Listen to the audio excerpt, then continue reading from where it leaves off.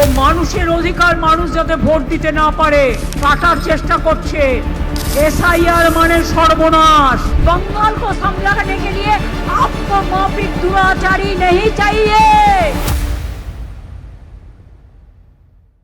नमस्कार, आदाब, सत श्री अकाल, जय भीम, जोहार। मेरा नाम है नवीन कुमार। बंगाल की राजनीति रोज बरोज गर्म होती चली जा रही है। मुख्यमंत्री ममता बनर्जी ने नरेंद्र मोदी को शकुनी बोल दिया है और अमित शाह को शकुनी का चेला दुशासन। ममता बनर्जी निर्विवाद रूप से पश्चिम बंगाल की सबसे बड़ी नेता है। वो कोई भी शब्द फालतू में इस्तेमाल नहीं करती। दुशासन के बारे में आप जानते ही होंगे, वो महाभारत का सबसे बदनाम पात्र है जिसने भरी सभा में द्रौपदी का चीरहरण किया था और दृष्टिहीन धृतराष्ट्र इस पर खामोश बैठे रहे थे। पूरी कौरव सभा में किसी ने भी इसका प्रतिवाद नहीं किया था। गवर्नमेंट ऑफ इंडिया दुशासन एवं भैनिश कुमार भ्रष्टाचारी होम मिनिस्टर रिजाइन करो। पश्चिम बंगाल में अमित शाह महिला सुरक्षा को मुद्दा बनाने की कोशिश कर रहे हैं। खासकर आरजी कर मेडिकल कॉलेज की घटना के बाद ममता बनर्जी को कड़ी आलोचना का सामना करना पड़ा था। लेकिन जिस तेजी से राज्य सरकार ने इसकी जांच की और आरोपी के लिए फांसी की सजा की मांग की, उसने कुलदीप सिंह सेंगर, ब्रजभूषण शरण सिंह और मालिश प्रेमी स्वामी चिन्मयानंद की भारतीय जनता पार्टी के हाथ से मौका ही छीन लिया। ममता बनर्जी ने उसी की तरफ इशारा करते हुए अमित शाह को दुशासन और मोदी को शकुनी कहा है कि अगर इनके कहने पर वोट दिया तो महिलाओं की प्रतिष्ठा हमेशा दांव पर रहेगी। और उत्तर प्रदेश হলো ধামাচাপা। একজন দুঃশাসন এসেছেন বাংলায়। ভোট আসলে दुर्योधन और दुशासनরা আসে। असल में अमित शाह ने कह दिया था कि बंगाल की जनता आंख बंद करके नहीं बैठी है। महिलाओं की सुरक्षा बड़ा मुद्दा है। कहा जाता है कि शाम 7 बजे के बाद महिलाएं घर हॉस्टल से न निकलें। हम कौन से समय में जी रहे हैं। इस हमले ने ममता बनर्जी को आपे से बाहर कर दिया। बंगाल को संभालने के लिए आपको माफिक दुराचारी नहीं चाहिए। बांग्ला सामलाনোর জন্য বাংলার মানুষ আছে। आप जानते ही हैं कि पश्चिम बंगाल महिलाओं को लेकर बेहद संवेदनशील राज्य है। याद कीजिए, पिछला विधानसभा चुनाव कोविड के समय का दौर था और मोदी ने एक नारा लहराया था, दीदी, ओ दीदी,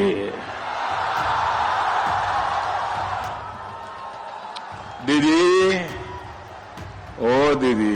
नरेंद्र मोदी समझ रहे थे कि इससे वो बंगाल के हीरो की तरह नजर आने लगेंगे, लेकिन वहां की राजनीति को समझने वालों ने उसी समय कह दिया था कि ये मोदी का सेल्फ गोल है। बंगाल के लोगों ने इसे एक महिला के साथ बदसलूकी की तरह लिया। इसे लेकर ममता बनर्जी ने चुनाव को इस तरह पलटा कि नरेंद्र मोदी फुटबॉल हो गए। दरअसल हर चुनाव में ममता मोदी शाह का नया नामकरण संस्कार करती हैं, तो इस बार शकुनी और शकुनी का चेला दुशासन नाम दिया है। आपको बता दें कि गृह मंत्री अमित शाह इन दिनों पश्चिम बंगाल के दौरे पर हैं। दौरे के दूसरे दिन उन्होंने कोलकाता में प्रेस कॉन्फ्रेंस की और इस प्रेस कॉन्फ्रेंस में उन्होंने कहा कि पश्चिम बंगाल में ममता सरकार घुसपैठ को नहीं रोक पा रही है। अगर राज्य में भाजपा की सरकार बनी तो यहां परिंदा भी पर नहीं मार पाएगा। बंगाल में सभी योजनाएं डेड एंड पर पहुंच गई। तृणमूल कांग्रेस घुसपैठ नहीं रोक सकती। बंगाल की डेमोग्राफी खतरनाक तरीके से बदल रही है और आने वाला समय बहुत चिंताजनक। क्या कमाल की बात है, इसके 2 दिन पहले अमित शाह असम के लोगों से बोल रहे थे कि 10 साल में हम घुसपैठियों को बाहर नहीं कर पाए, 5 साल और दो, तब जाकर हमसे हिसाब मांगना। और बंगाल में कह रहे हैं कि 5 साल दे दो, सारी सफाई कर देंगे। मतलब कमाल है। एक और 5 साल भाजपा की झोली में आसाम सरकार डाल दो, पूरे आसाम को हम घुसपैठियों से मुक्त कराएंगे, घुसपैठियों से मुक्त कराएंगे। ये तो अद्भुत है, बेमिसाल है। लेकिन इससे शांत बैठी ममता बनर्जी का पारा 7वें आसमान पर जा पहुंचा। उन्होंने अमित शाह पर हमला बोलते हुए कहा कि शकुनी का चेला दुशासन बंगाल में जानकारी जुटाने आया है। जैसे ही चुनाव आते हैं दुशासन और दुर्योधन दिखाई देने लगते हैं।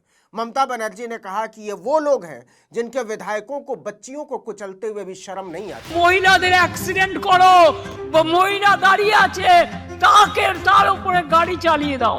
अमित शाह ने आरोप लगाया था कि ममता विकास योजनाओं के लिए जमीन मुहैया नहीं करा रही है, इस पर बिफरते हुए बंगाल के मुख्यमंत्री ने कहा, आज बीजेपी कह रही है ममता बनर्जी ने जमीन नहीं दी, तो फिर मेट्रोपोल और अंडाल में जमीन किसने दी? इतना ही नहीं, बांकुरा में आयोजित कार्यक्रम में ममता ने कहा, बीजेपी कहती है घुसपैठिए सिर्फ बंगाल से ही आते हैं। अगर ऐसा है तो क्या पहलगाम में हमला आपने कराया था? दिल्ली में जो घटना हुई उसके पीछे कौन था? आप देश को इसका हिसाब क्यों नहीं देते? इस हमले के बाद से बीजेपी बैकफुट पर आ गई, क्योंकि पश्चिम बंगाल में पहलगाम और दिल्ली लाल किले का हमला भाजपा के पीछे पड़ गया है। আমার পাশের লোকটা মারা গেলে আমার চোখ দিয়ে জল পড়বে না, আমার হৃদয় কাঁদবে না, আমার প্রাণ কাঁদবে না? জাগুন জাগুন জাগুন, পথে নামুন নামুন নামুন। বিজেপিকে থামানোর জন্য একটাই অস্ত্র, মানুষের জাগরণ।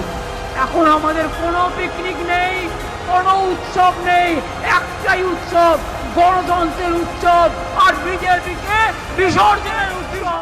तमाम आलोचनाओं और आपत्तियों के बावजूद सच ये है कि पश्चिम बंगाल में भाजपा के पास ममता बनर्जी के कद का एक भी नेता नहीं है।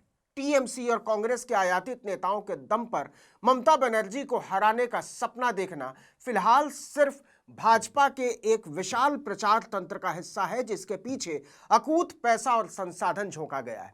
ममता बनर्जी पिछले 11 साल से इस गठजोड़ से लड़ रही हैं और मोदी शाह की जोड़ी इसकी कोई कारगर काट निकाल नहीं पाई है। জাগরে জাগরে জাগরে, বিজেপিকে বিসর্জন দাও রে। জাগরে জাগরে জাগরে, বিজেপিকে বিসর্জন দাও রে। और दिल्ली के নেবো, और दिल्ली के নেবো। ममता भारतीय राजनीति की इकलौती नेता हैं जो मोदी शाह की जोड़ी को उन्हीं की भाषा में जवाब दे रही हैं, वरना किसकी हिम्मत है कि वो नरेंद्र मोदी को इस समय शकुनी कह दे और गृह मंत्री अमित शाह को द्रौपदी का चीरहरण करने वाला दुशासन। बंगाल को संभालने के लिए आपको माफिक दुराचारी नहीं चाहिए, बांग्ला सामलाনোর জন্য বাংলার মানুষ আছে। अमित शाह विधानसभा चुनाव की तैयारियों को लेकर 3 दिनों के दौरे पर पश्चिम बंगाल गए थे और उनकी समझ में आ गया है कि यहां बिहार की तरह एक तरफा लड़ाई नहीं होने जा रही है। पश्चिम बंगाल में विधानसभा का कार्यकाल 7 मई 2026 तक है, मतलब हर सूरत में अप्रैल तक चुनाव संपन्न हो जाने हैं। इस वीडियो में इतना ही, लेकिन अगर आपने आर्टिकल 19 इंडिया को अब तक सब्सक्राइब नहीं किया है तो फौरन कर लीजिए, बेल आइकॉन दबाइए, घंटी जैसी आकृति लाइक कीजिए और कमेंट करके बताइए हमारा वीडियो आपको कैसा लगा। हमारा ट्विटर हैंडल है article19_India और मेरा ट्विटर हैंडल है नवीन जर्नलिस्ट। नमस्कार।